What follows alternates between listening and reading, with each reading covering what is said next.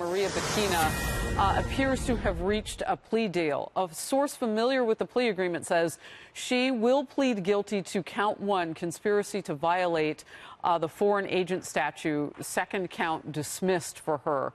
A cooperation as it relates to her activities to the United States on facilitating, quote, a better U.S.-Russian relations situation. She admits that she acted as a foreign agent without registering. And, of course, one of the first ways that America saw Butina was at that question and answer venue where the president was, and she raised her hand to ask a question.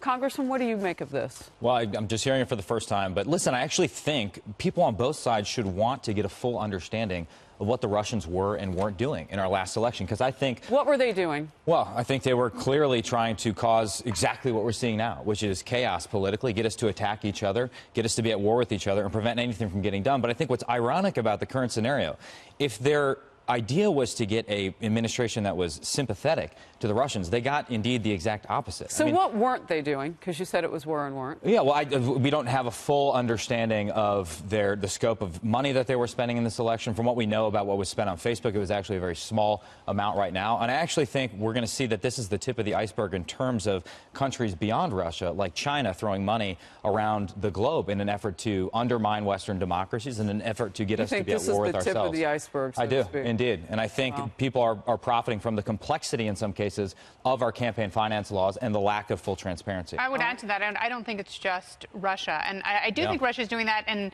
I brought this point up on Steve Hilton last night. I think that there is some Russian involvement in what's going on in France, because I think discord benefits them, particularly when it comes to energy. And I don't trust them.